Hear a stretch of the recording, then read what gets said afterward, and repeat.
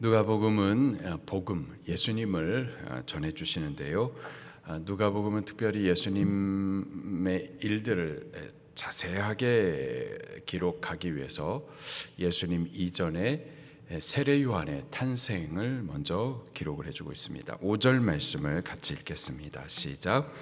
유대 왕 헤롯 때에 아비야 반녀 제사장 한 사람이 있었으니 이름은 사가랴요. 그 아내는 아론의 자손이니 이름은 엘리사벳이라. 아멘. 제사장 반열에 사가랴가 있었었고 또 그 아내 이름이 엘리사벳이었었어요. 이 두 사람에 대해서 6절에 보니 이렇게 증언을 해주고 있습니다. 이 두 사람이 어떻다고요? 하나님 앞에 의인이니.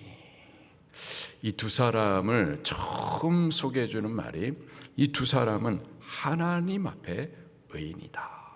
스스로 의롭게 여겼다가 아니었고요. 사람들이 말할 때, 평가할 때 의롭다가 아니라 하나님 앞에, 하나님 보실 때 의로웠었던 거예요. 하나님께서 인정해 주시는, 옳다 인정해 주시는 의인이었었던 거죠. 계속해서 말씀하시기를 주의 모든 계명과 규례대로 흠이 없이 행하더라. 하나님 보실 때 의롭다 함을 받을 수 있는 길이 모든 계명과 규례를 행하면 되는 걸까요? 모든 규례와 율례를, 율법의 말씀들을 흠이 없이 다 지키면, 그러면 하나님 앞에 의롭다 함을 얻는 걸까요? 율법을 힘써 지키던 자들이 있었었죠. 바리새인들 특별히 그들은 율법에 대해서 열심과 특심이 있었습니다. 그런데 하나님께서 그들을 의롭다 인정해 주셨나요? 아니죠. 예수님은 그들을 향하여서 악하다 말씀하셨어요. 악하다. 그들을 많이 책망하셨단 말이죠. 사람이 율법을 온전히 지킬 수 있느냐? 율법으로 하나님 앞에 의롭다 함을 받을 수 있는 사람은 한 사람도 없습니다. 여기 6절에 이 아비야, 사가랴 그리고 엘리사벳 이 두 사람이 하나님 앞에 의롭다 라고 함을 여기 의롭다 이렇게 소개를 해주고 있는데, 이는 그들이 율법을 잘 지켰기 때문에 의롭다라는 뜻이 아니고요.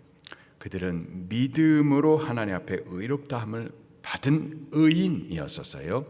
하나님 앞에 믿음으로 의롭다, 옳다 인정함을 받은 자들, 그들은 어떻게 사는지에 대해서 소개를 해주고 있는 겁니다. 율법을 지켰기 때문에 그 결과로서 의롭다 이게 아니라 믿음으로 하나님 앞에 의롭다함을 받은 거예요. 믿음으로 의롭다함을 받는 자들, 그들은 어떻게 사는가 보니까는 계명과 규례를 따라 지켜 살고 있었던 거죠. 믿음으로 의롭다함을 받는 사람들, 그들은요 경건합니다. 또 하나님의 말씀을 경외하고 존중히 여겨요. 그래서 믿음으로 말씀을 따라 행하고 믿음으로 이 말씀을 순종하는 거죠. 믿음으로 말씀 따라 순종한다, 율법을 따라 행한다, 율법주의자 이렇게 말해서는 안 되는 거고요. 믿음의 의로운 사람들을, 그들의 삶을 보면 하나님을 경외하며 하나님의 말씀을 경외하기 때문에 그 말씀을 지키려고 힘써 애써 순종합니다. 말씀 지키려고 하는 것이 스스로 의로워지려고 함이 아니라 하나님을 경외하기 때문에 말씀을 지켜 행하는 거죠. 반대로 하나님 경외하지 않으면요 드러나는 모습이 말씀 따라 살지 않습니다. 말씀을 존중히 하지 않아요. 오히려 말씀 따라 살려고 하는 사람들을 율법주의자라고 말하고 율법주의 교회라고 말하는 거죠. 그렇지 않습니다. 말씀을 따라 사는 것은 믿기 때문에, 하나님을 경외하기 때문에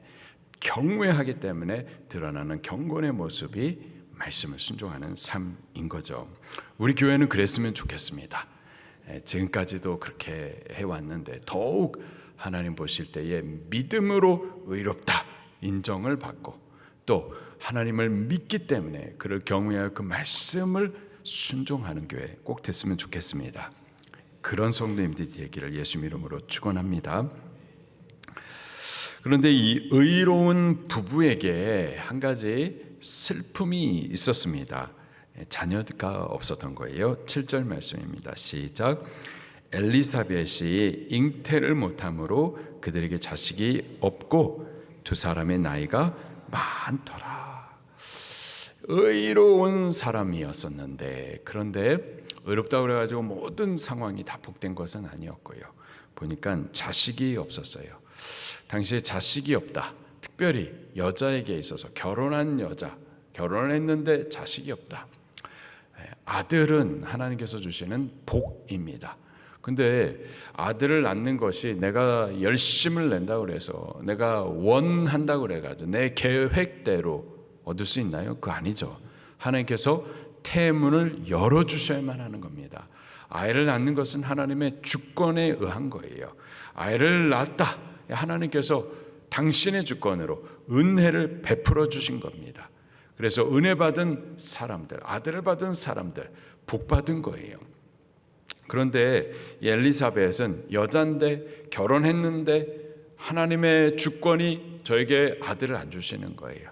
은혜를 안 베풀어 주신 거예요. 복을 받지 못하는 거예요. 이거는 여인에게 있어서 큰 수치였었던 겁니다. 여기 의로운 가정 분명히 하나님께서 인정해 주시는데 근데 겉으로 보면은 은혜도 못 받는 사람이네. 겉으로 보면 하나님의 주권 아래 복을 못 받는 여인이네. 분명히 하나님께서는 의롭다 칭해 주시는데 사람들 보기에는 아이고 참 수치 있는 여자네.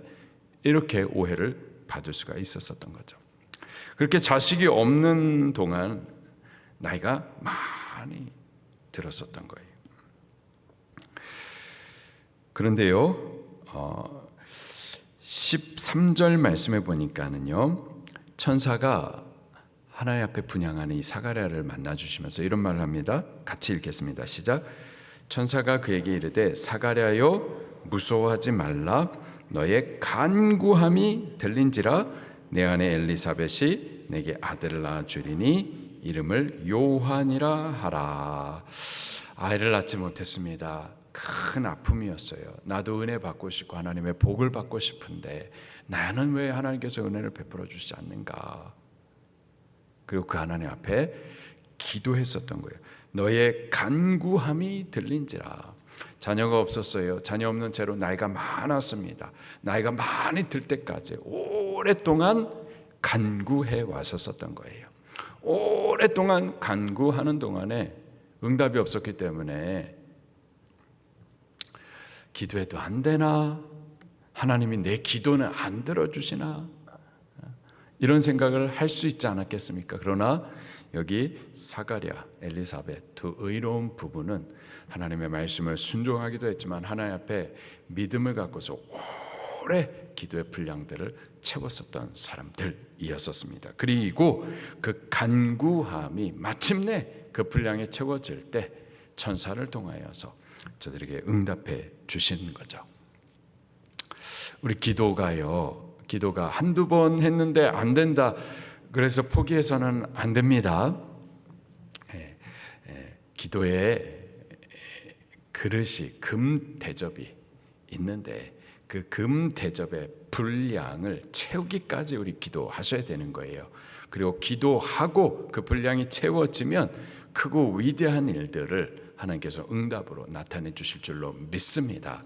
그리고 원래 큰 그릇은 시간이 필요한 거예요. 여기 사가랴는 제사장 반열의 사람으로서 8절 말씀 보니까 그 반열의 차례대로 하나님 앞에 제사의 직무를 행했었어요. 9절 시작. 제사장의 전례를 따라 제비를 뽑아 그 성전에 들어가 분향하고 레위 사람들이 점점 많아지다 보니까는 다윗 때에는요, 레위 제사장들을 24 반열로 나누어 가지고 그 반열을 따라서, 그 순서를 따라서 제사장들이 섬기도록 했었습니다. 그래서 평상시에는 그냥 자기의 처소에서 말씀을 가르치는 일을 했다가 자기의 반열이 되면은 그때 성전에 올라와 가지고 하나님 앞에 분향하고 제사의 일들을, 직무를 행했었던 거죠.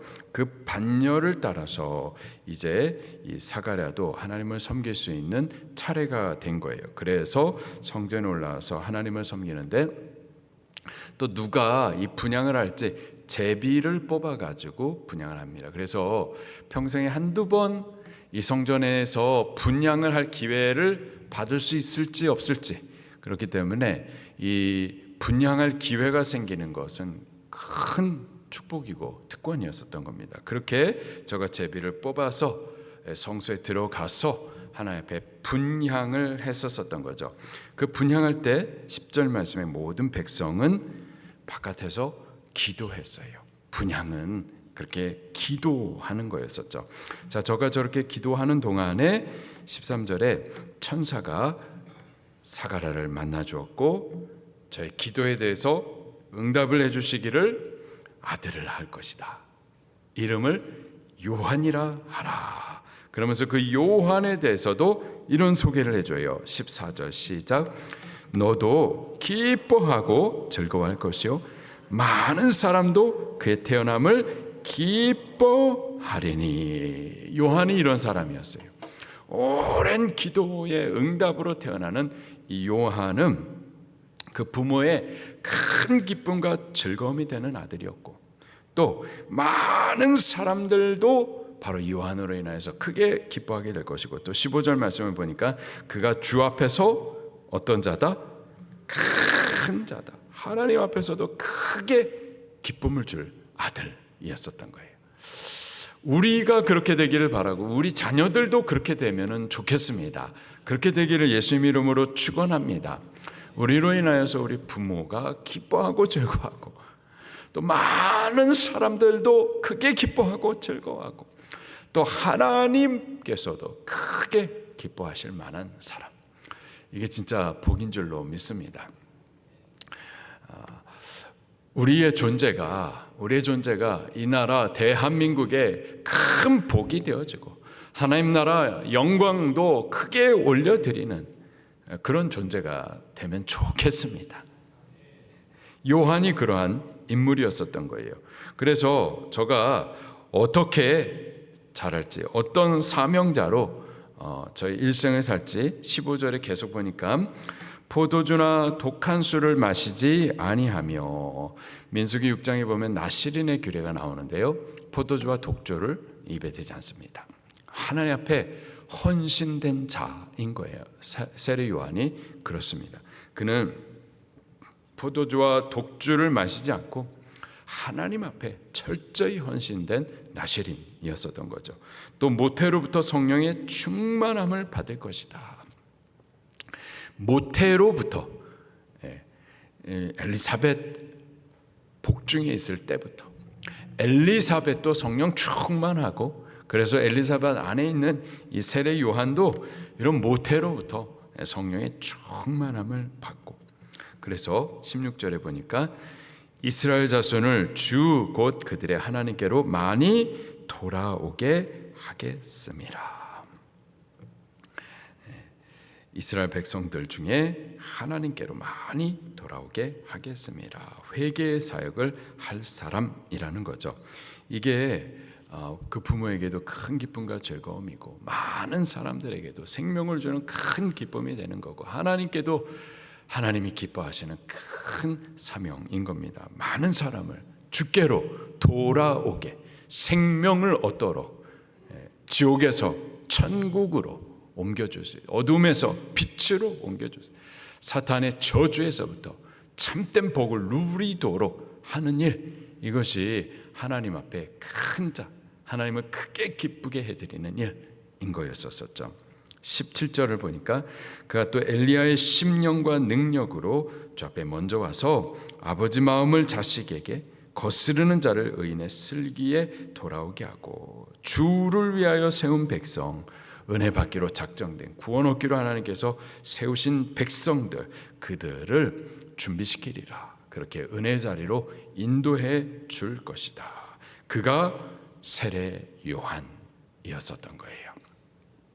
세례 요한은 오랜 기도를 통하여서 준비된 아들이었고, 오랜 기도를 통하여서 하나님께서 응답하셨는데, 그 부모도 모든 사람도 하나님도 크게 기뻐하는 아들, 그 하나님을 크게 기뻐해 드리게 하는 그 아들의 삶을 보니까 많은 사람을 그리스도께로, 아버지께로, 생명으로 돌아오게 하는 일을 하는 자입니다.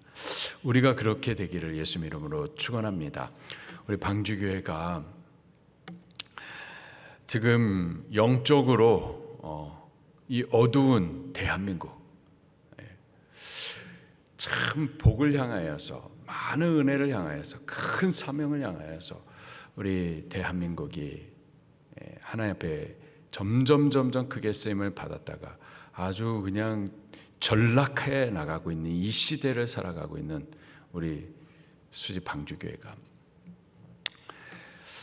하나님의 큰 기쁨이 되어서 이 어둠에 있는 백성들을 빛으로, 말씀을 벗어나 세상에 하나님을 대적하는 인본주의적인 사상과 이념으로 묶여있는 백성들을 여호와 하나님께로 돌아오게 해드리는 그러한 사명함으로 하나님은 크게 기쁘시게 해드리는 그러한 교회, 그러한 성도들이 꼭 되면 좋겠습니다. 그렇게 기도하십시다. 그렇게 교회가 세워져야만 할 줄로 믿습니다.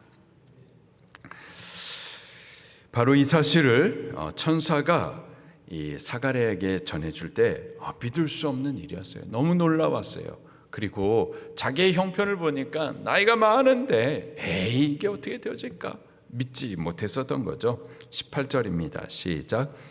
사가랴가 천사에게 이르되 내가 이것을 어찌 알리오? 내가 늙고 아내도 나이가 많으니이다. 믿지 못했었던 거예요. 불신했었던 거죠. 20절 말씀을 볼까요? 시작. 보라, 이 일을 되는 날까지 내가 말 못하는 자가 되어 능히 말을 못하리니 이는 내가 내 말을 믿지 아니함이거니와 때가 이르면 내 말이 이루어지리라. 믿지 아니함이거니와 믿지 않았었던 거예요. 믿지 않았기 때문에 징벌적인 표징을 주신 것이 말을 못하게 하신 거죠. 표징으로 주신 거예요. 믿을 수 있도록 하나님께서 은혜를 베풀어 주셨는데, 근데 믿지 않았기 때문에 징벌적으로 표징을 주신 거죠.